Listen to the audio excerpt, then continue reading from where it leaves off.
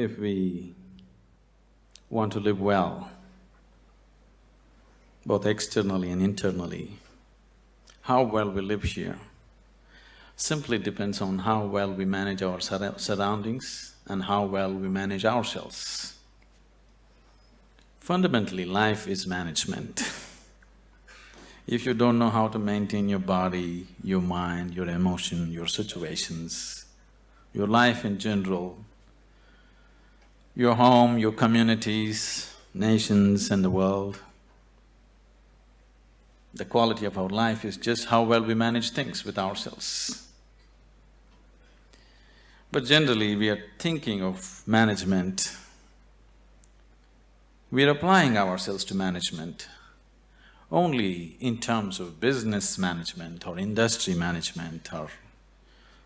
Generally, we are talking management only with economic situations, not life as a whole. In many ways, it's unfortunate that today the most predominant factor that rules the planet has become economics. The other aspects of life have been totally pushed to the corner. When economics rules, when economics is the only thing that we are thinking about, we will tend to become very gross and unhappy in so many ways. What I see is, we are conducting various levels of programs to very top-level executives in some big corporations in the world, major corporations in the world. What I see is people who have failed in their lives, they're suffering their failure. People who have succeeded in their life, they're suffering their success. If you suffer your failure, it's okay, because failure comes easy. If you suffer your success, that is tragedy, because success doesn't come easy. So, something that you worked for, something that you always longed for, something that you wanted to create in your life, when it happens, if you start suffering that, that's the real tragedy of life. But a large number of successful people on the planet are suffering their success. When I say suffering their success, if you look at people, look at yourself and see, you're still young people, most of you. When you're 5 years of age, how happy you were, and today, how happy you are. If we make a chart out of it, a graph out of it, is it moving upward or downward? In 24 hours' time, how many moments are you really happy? If you look at this, is it going up or down?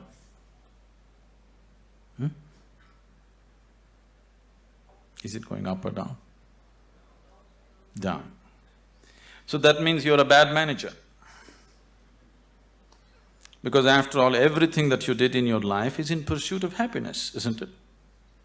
All that you're doing in your life, you're doing it because you believe that is your happiness. You educate yourself, you pursue careers, you build families, you run after your ambitions. So many things you do because somewhere you believe fulfilling those things will bring you happiness. After doing all that, if happiness is not multiplying, it is going down, that means you are a bad manager of yourself. Anybody who does not know how to manage his own body, his own mind, his own emotion and his energies, if he is managing outside situations, he is only managing them by accident, not by intent, the way he wants it. Because if you do not know how to manage your mind, how to manage your energies, how to manage your interiority, managing the outside is bound to be accidental. When you manage situations by accident, you exist as an accident. When you exist as an accident, you are a potential calamity. When you exist as a potential calamity, being anxious all the time becomes a natural part of life. Anywhere you go today, people are talking stress management. Especially a few years ago when I first went to United States, wherever I go, people were talking stress management. I could not understand why anybody wants to manage his stress. I can understand you want to manage your business, your finance, your family, your property, whatever, but why would you want to manage stress? It took me a while to understand these people have come to the conclusion that there is no other way to live. Somehow people have come to the conclusion that if you do things in the world, you're bound to be stressful. One is not stressful because of what they're doing. One is stressful because he's a bad manager of himself. He doesn't know how to manage his own systems. That is why he's stressful. It is not the nature of the job which makes one stressful. You ask a chaparasi, he is also stressful. You ask the top executive, he is also stressful. Everybody believes their job is stressful. No job is stressful. If you have no control over your own systems, you will be stressful. Whether you do something or you don't do anything, isn't it so? See, management means… fundamentally, management means we want to decide the course of our destiny. That's management, isn't it? We don't want to live here by accident. We want to take our lives where we want to go. That's management, isn't it so? If you're managing by accident, you are not a manager. Without you, things will run better. So once you say, I'm a manager, that means somewhere you have decided that you want to go in a particular way. You want to have a certain kind of situation, both inward and outward. So everybody is a manager in his own capacity, but in different levels and different types. Whether you manage a kitchen where you cook for 4 people, or you manage a large industry where 10,000 people work, fundamentally, if you want to have a good kitchen or a good industry, you must be a good manager of that situation, isn't it? So whether you're managing a little kitchen or a large industry, if you want to manage outside situations, generally you will have to manage material and people around you. If you have to manage 10 people or 10,000 people around you, you have to manage 10 minds or 10,000 minds around you. But if you have no management over your own mind, you managing 10,000 minds is going to be a disaster. In the process of doing something, if we are destroying human beings, which is happening right now, in the process of managing a situation, the man is broken, then this kind of management is no good, because after all, every management that we do is only for human well-being. If we are doing management for human well-being, in the process of doing something, in the process of managing situations, it is not only about producing something or making profit. Human beings should rise to their full potential. If we manage a situation properly, in simple process of working, you and the people who are working with you should be able to raise to their full potential. When I say rising to full potential, not just work potential, but as human beings, they must be able to rise to their full potential. If people work together, then people should be able to rise to the peak of their love, peace, compassion within themselves. If this doesn't happen, then it's bad management, because all management, the basic intent is human well-being. If that is not happening, you're just producing something, you're making little profit, but human beings are getting broken in the process, it doesn't mean anything. So if this kind of management has to happen, that just in managing a business, you find people around you raise to their peak, then you have to spend a certain amount of time in focusing on your inner management. If this doesn't happen, you will only manage situations by accident. A lot of people have understood management as a way of throwing their weight around. Can I tell you a joke? Are you okay? On a certain day, a lion was really feeling great within himself. He just was walking and a little rabbit was going, he caught him. and roared at him, "Who is the king of the jungle?" The little rabbit, terrified, said, You, of course you." He let him go, swaggered around a little bit. Then he found a fox, caught him. "Who is the king of the jungle?" "Oh my lord, it's you, of course, nobody else but you." Then he swaggered around a little bit, caught a few more animals, everybody screamed out of fear, "You are the king of the jungle." Then he was in full swagger, like a manager, king of the jungle. Walked into a clearing in the jungle, there was a huge tusker standing. He went, stood in front of him and asked, "Who is the king of the jungle?" The tusker took his trunk, rolled him up, picked him up, twirled him around, smashed him to the ground. His back broke. Then the lion said, "You could have just told me."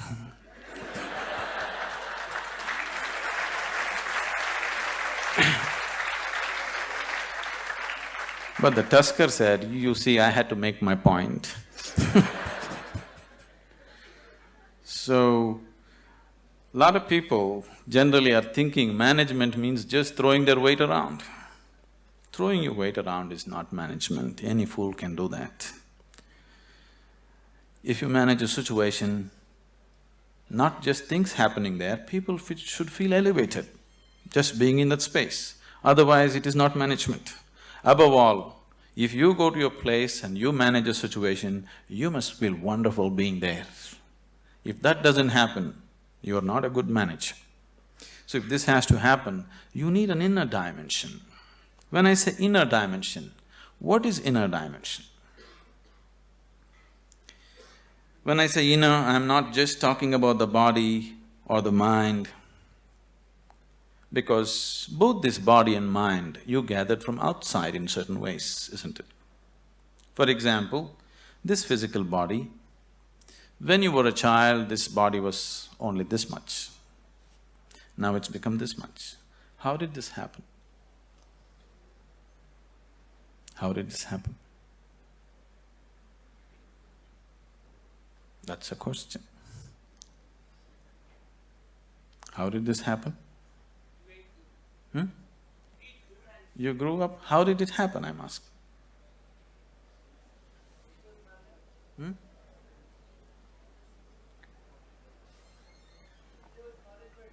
I'm sorry? How did it happen? How did all this body happen? Food that you ate, isn't it? What you call as my body is actually a heap of food that you gathered. What you call as food is just a piece of earth that you convert it into food and make it into body, isn't it? So this body is just a heap of food that you gathered over a period of time. What you call as my mind is a heap of impressions that you gathered from outside. Now you have a heap of food and a heap of impressions. If this much gathering has to happen, something more than this must exist, isn't it? If you are capable of gathering such a large body and so much mind, there must be something more fundamental than this. But that never comes into your experience. You're just lost in these two heaps, trying to make some sense out of it. Now, as there is a science, as there is a management science for external well-being, there is a management for science for inner well-being. It is just that most of the time we have not approached it scientifically, we're just believing by doing something somehow everything will be okay. Right now, people are thinking by educating themselves they will live happily ever after, which you will discover after some time it's not so. By getting a job, they think they're going to be happy ever after, which you will discover it is not so. By making money, you think you're going to be happy ever after, you will discover it is not so. Somebody thinks by getting married they're going to be ever after, and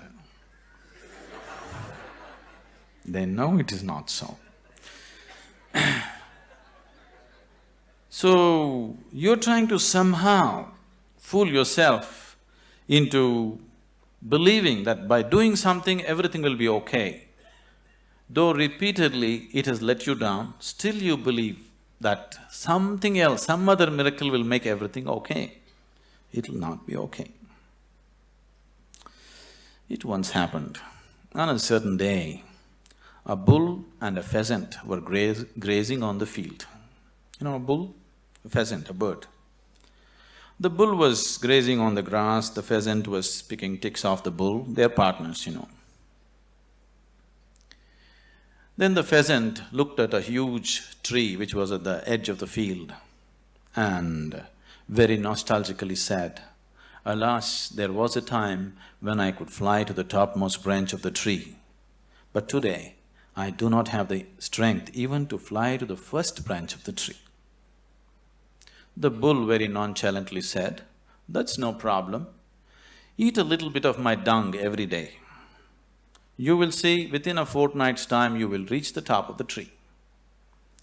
The pheasant said, "Oh, come off it. How is that possible?" The bull said, "Really, please try and see. The whole humanity is on it. You could try too."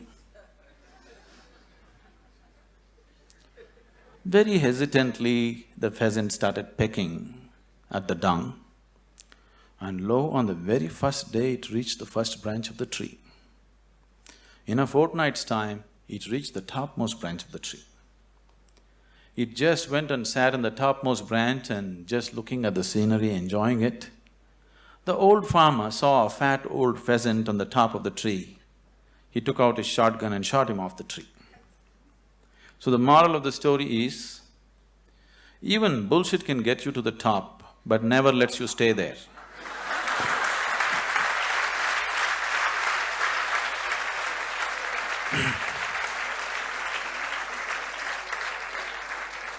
So, if you are seeking a life of fulfillment, if you are seeking a life of joy and peace and well-being within yourself, don't try to bull yourself in some way. You must do the right thing, otherwise it won't work. Now that you are managers or to be managers, probably, definitely I hope they have taught you that unless you do the right thing, it doesn't work with outside. The same goes with the inside, unless you do the right thing, it just doesn't work. You may just bull yourself to believe that this will make me all right, that will make me all right. Yes, for a moment, but the next moment you crash. Please see, successful people, unsuccessful people, just look at their lives and see in 24 hours, how many moments are they really joyful? How many? You go on the street and see how many joyful faces do you see on the street? Very, very few, isn't it so? Yes? If you see any, usually they are young faces. Over 30 faces are all long faces. What's happened to them? For most of them, their lives have worked out far better than they ever imagined. If you look at yourself as a generation, never before another generation of people have been this comfortable and this well physically as you are right now, isn't it? Isn't it so? We are the most comfortable generation. No other generation has known these kind of comforts and conveniences. But still, are we any happier than what people were? This is simply because we did not do inner management. We just did external management, no inner management. In the process of creating what we want, the very source of our life, this planet, we're just destroying, isn't it? In pursuit of our happiness, we are just making a bonfire out of this planet, but still we are not satisfied, nor are we any more joyful than what we were 500 years ago as people were, isn't it? So somewhere we have neglected the interiority. So to turn inward, what is needed? One reason why most young people here have never made any effort to turn inward is because today, any thinking person, the moment he can read ABC, speak English and he has extra alphabets next to his name, he develops an allergy towards anything spiritual. This is not your fault. These so-called spiritual people have made such jokers out of themselves. They have presented spirituality in such terrible ways, ridiculous ways, that anybody who has any sense doesn't want to go anywhere near it. See, a spirituality means to know something which is beyond the physical.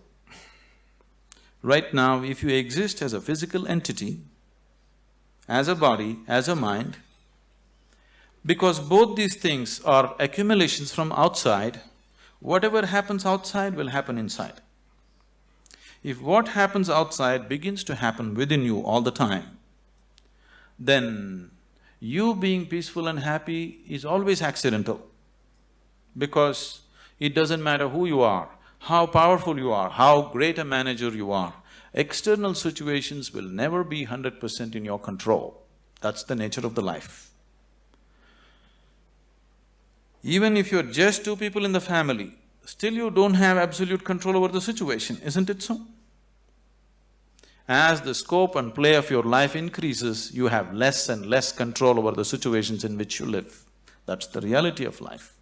So if whatever is happening outside is happening within you, you being peaceful and happy in your life is a faraway thing, it's never going to happen. Only when a person begins to experience a dimension beyond the physical within himself, then he can play with the physical world whichever way he wants. He can do the best that he can do with the outside world, but the interiority is undisturbed, always the way you want it. The outside world will not happen the way we want it 100%. At least the inner world should happen the way we want it, isn't it so? Isn't it so? The outside will never happen 100% the way we want it. That's the reality of life. But at least this one should happen the way we want it. If this is also not happening the way you want it, if your body, if your mind, if your emotions, if your energies are not functioning the way you want it, then this is the worst kind of slavery, because somebody else decides what should happen within you. If somebody else decides what should happen around you, that itself you call it slavery, isn't it so? Yes? Are we in talking terms or no? Oh, that's fine. If somebody decides what should happen around you, that itself you call as slavery. But if someone decides what should happen within you, is it not a more horrible way of being a slave? But please see, the whole world is in it. The only consolation is everybody is like this. Now that you're learning management as a science, I would like you to understand there is a whole science of inner management. If you don't learn that, you may manage businesses, you may manage industry, but still you will not live a life of fulfillment and well-being. If you want to live a life of fulfillment and well-being and offer the same to people around you, it's extremely important you know what it means to manage your interiority.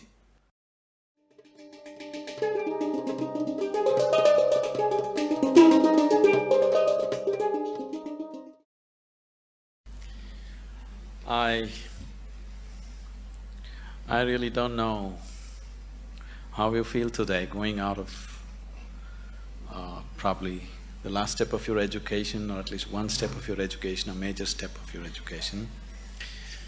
Because when I studied in the university, I did not go to my convocation.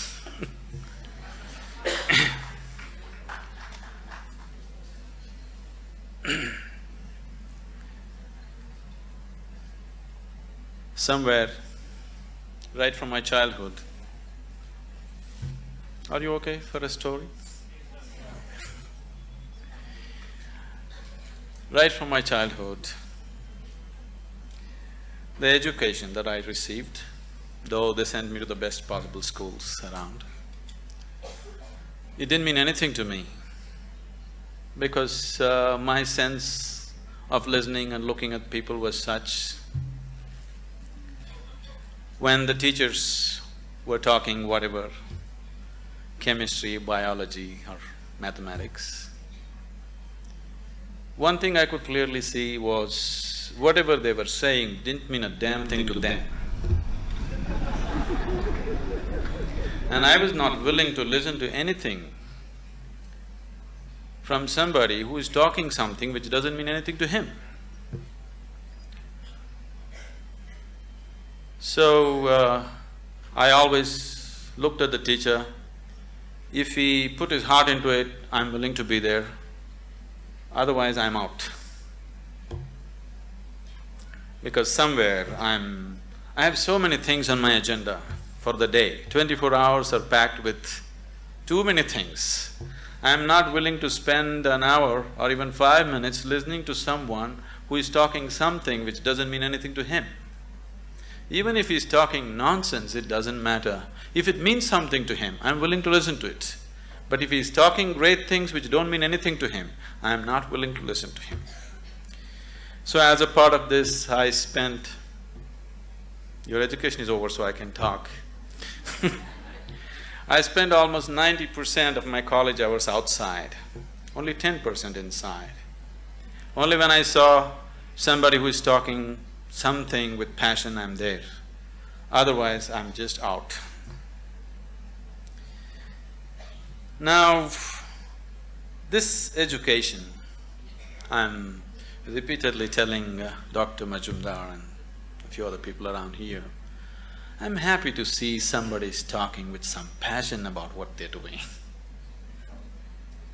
Somebody, it doesn't matter what they're doing is right, wrong, okay, perfect or not, but someone has put his heart into it, it's okay, because human lives becomes beautiful not because we do the right things. Human lives become beautiful because we put our heart into what we're doing. It doesn't matter what we're doing, whether we're sweeping the floor or managing the country or what we're doing, if we are putting our heart into what we're doing, it's beautiful to be doing that activity.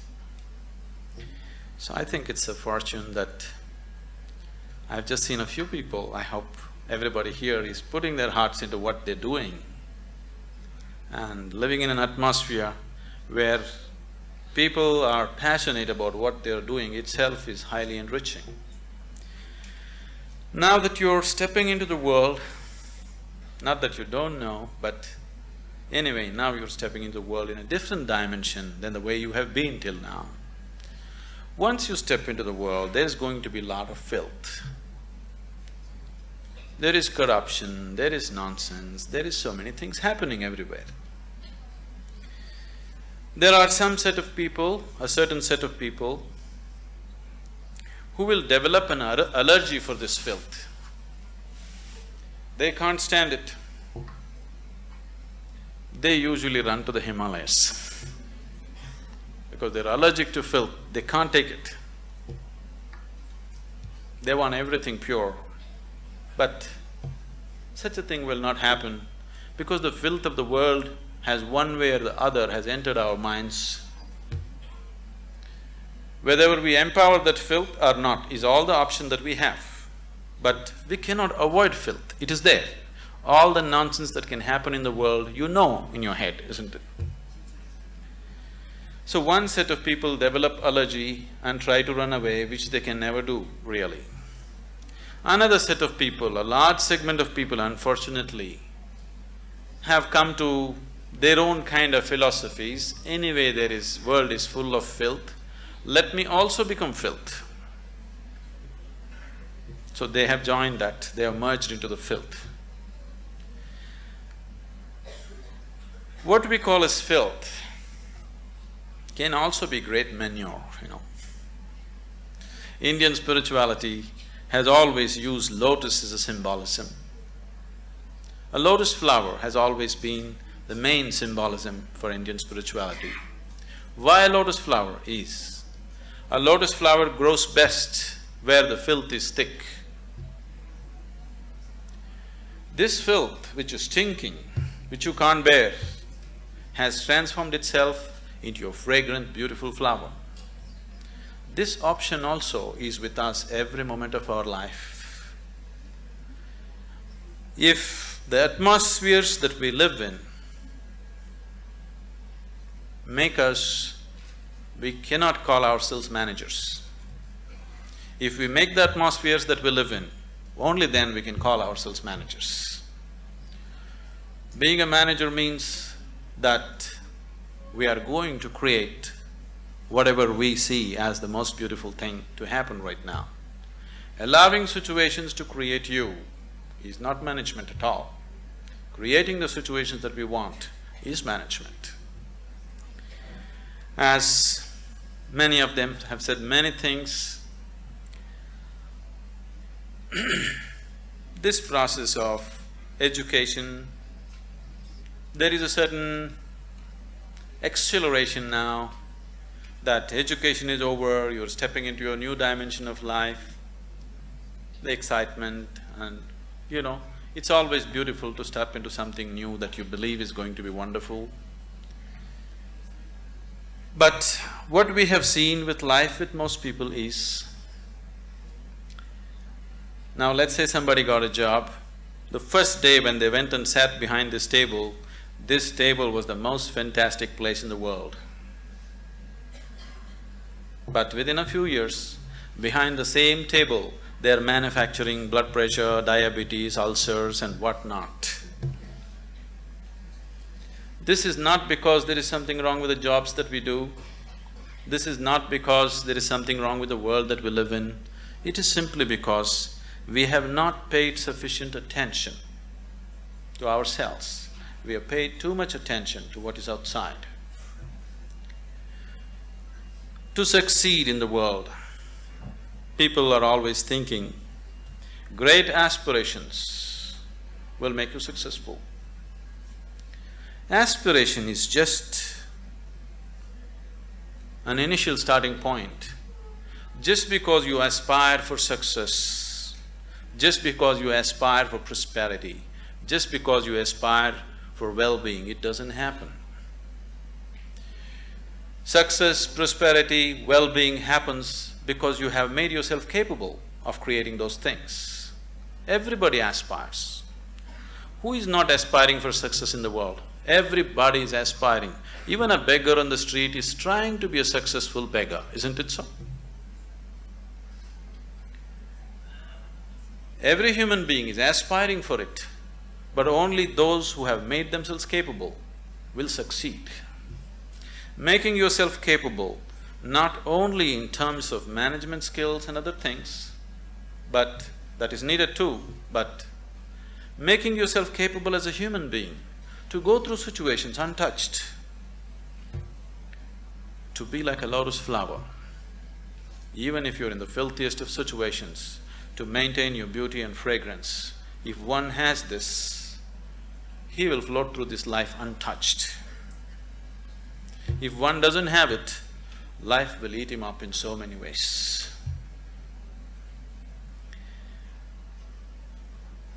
It's my wish and my blessing that this new set of managers will manage this world, this country, this community, and the business and commerce, which is part of our existence today in the world, in a much better way than the previous generations of people have done, because externally we are better equipped than ever before. If we make a little effort, it's a fortune that an institution has made an effort to equip you internally to whatever extent it was possible for them. If you equip yourself for internal management also, I'm sure that this group of people and many more who will pass out of this institution should definitely manage this world, this nation and the communities much, much better than the way it's been done till now. When it comes to management, there's no such thing as perfect management. It is just that if people give themselves absolutely to what they're doing, things will happen. Right now, the Isha Foundation, Dr. Karthikeyan, after seeing what's happening there, that's how he's been into this. It is run by all young people, the whole foundation. We have hundreds of centers in India and outside the country. Everything is managed by very young people. People who have been with us for 14, 15 years, they are just in their early 30s now. Very, very young people. No senior people, no experienced people, just young people, raw hands. I took this as a challenge to make it happen through them, not using any kind of experience. I'm not against experience, I'm not against that, but I wanted to make a statement that incredible things can be done, not because we know how to do it. Incredible things can be done simply because we're committed that we want it to happen, that's all. Today, this has grown into a voluntary organization with over 200,000 active volunteers around the world. And we have taken enormous projects of social significance. All these things are handled by volunteers. They're not paid for it, they spend from their own pockets and do things. And you need to understand, managing these people, managing volunteers is much more difficult than managing paid employees because you can't fire them. You can never fire them for inefficiency or indiscipline or whatever, because they're there on a voluntary basis. So, people who manage these situations, very young people without any qualifications, they are such fantastic managers of people. The way they manage the situations, the way they conduct thousands of people has set such a exemplary example in the community there. I would take this opportunity someday that when it's possible you visit Isha Yoga Center as to how things are managed, so simply, because management doesn't come… I know you need to learn about finance, this, that, banking and those kind of things, but fundamentally management is your ability to be capable of inspiring people to do their best. And that's all we can do. If everybody around us are doing their best, that's the best possible management that can happen.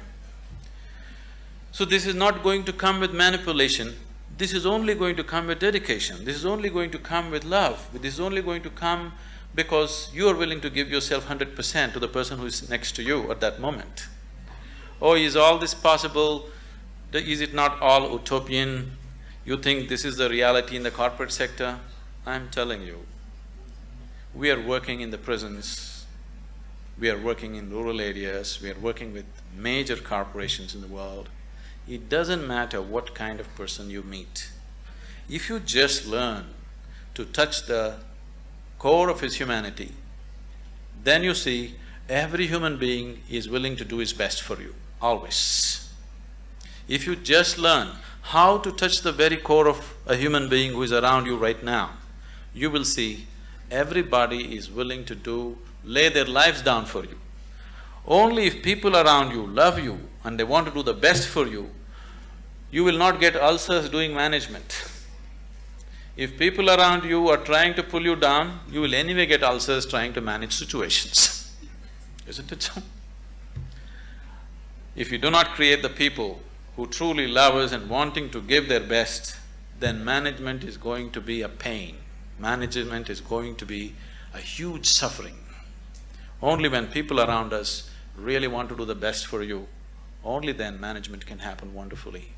It's my wish and my blessing that all of you turn out as truly great managers of yourself and the world around you.